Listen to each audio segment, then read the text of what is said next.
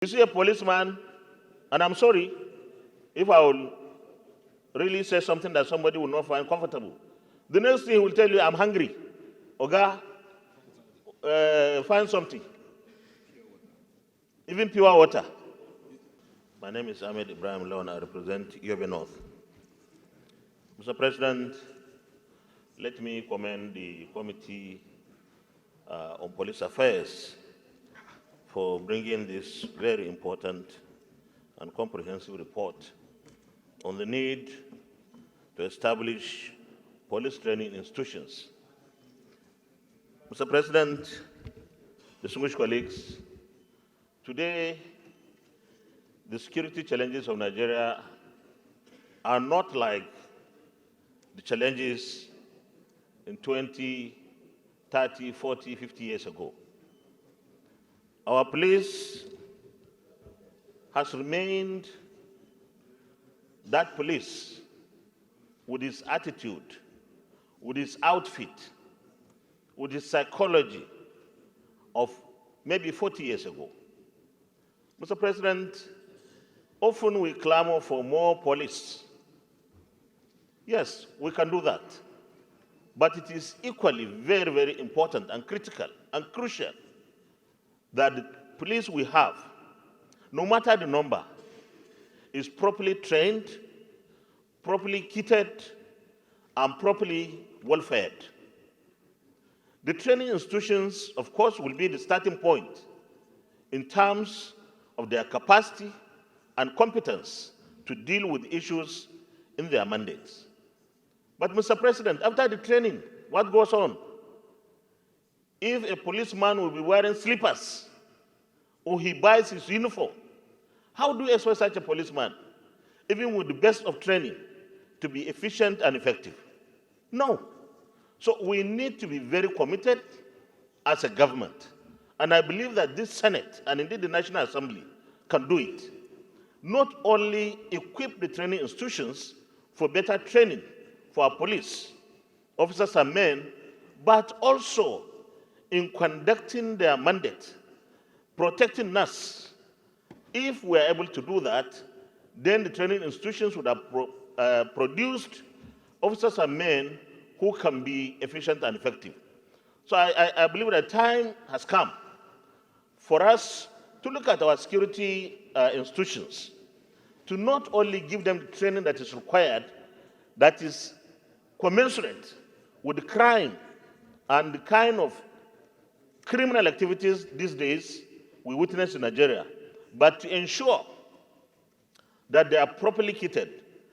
A policeman elsewhere, Mr. President, you know, and distinguished colleagues, when you see one, you see a complete outfit ready to take on anyone who wants to go against the law. But ours, and this should be the end, you see a policeman, and I'm sorry if I will really say something that somebody will not find comfortable. The next thing he will tell you, I'm hungry. Oga, find something. Even pure water. Mr. President, we must give them not only training, but the cost to have dignity, the cost to remain competent and effective. And therefore, not only giving them training, but we should give them a better welfare, we should give them a better outfit to combat crime, to protect us. And I want to take this opportunity, finally, to commend all our security agencies across the country for giving us whatever service they are giving us, because we give them very little to provide the service that we all need. Thank you very much, Mr. President. Thank you very much. I can see a lot of... Ezanwa Onyewuchi, and I represent Imo East Senatorial District. Mr. President, I consider this bill an important one, and I'm sure it is born out of Senator Maduri's experience and interaction with the police. And this bill couldn't have come at a better time, because I believe that we are in dire need of these training institutions. We need to go back and train our police officers in proper intelligence gathering. Because I believe, Mr. President, that having our police officers take over the roads will not achieve a lot. They need to go back to intelligence gathering. That way, they will have the requisite information they need to fight crime. And a training school that will take care of that is very key to our security challenges. And in the area of operations also, in most cases where we have confrontation or combat with men of the underworld, we find out that most times we lose our police officers.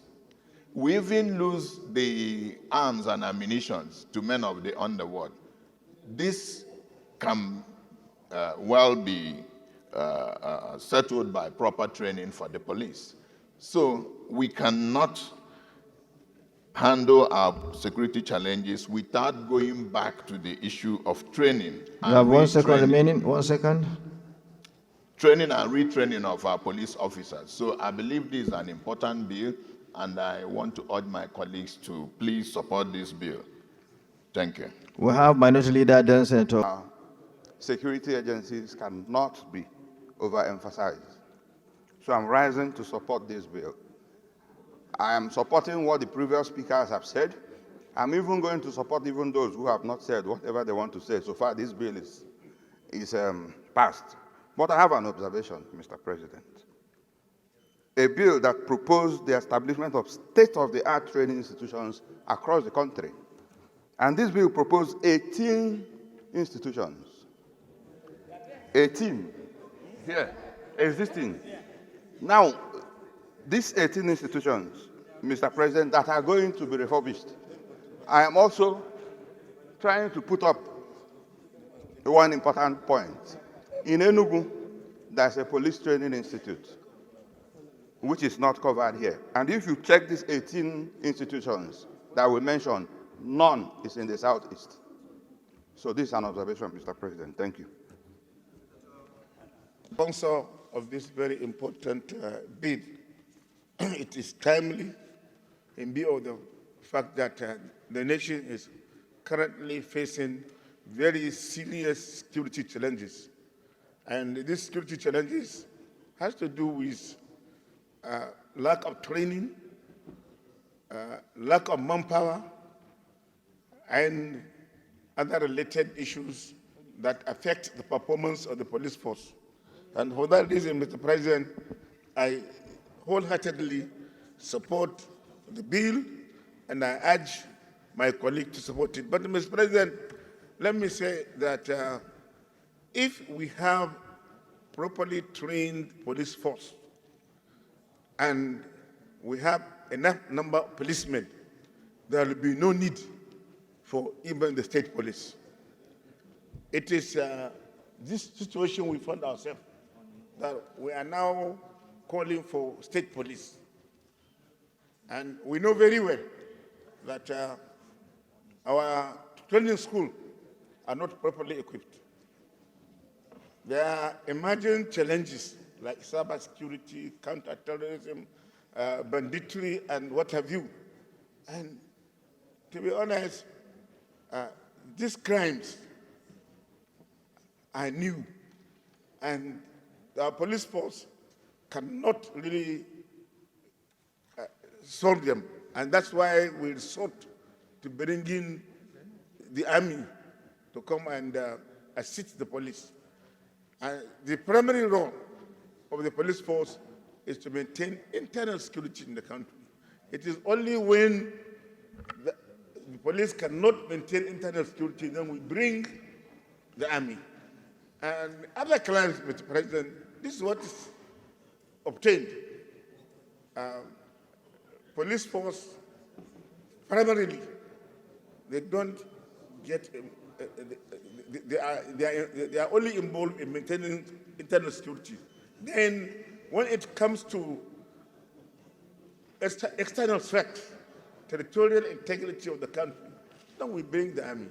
So it is important we train our police force, not only training them, but we equip them, we give them motivation. we support them with funds to carry out their responsibility. Thank you. Mr. President, I support this very important bill, and I urge my colleagues to do the same. Thank you. Senator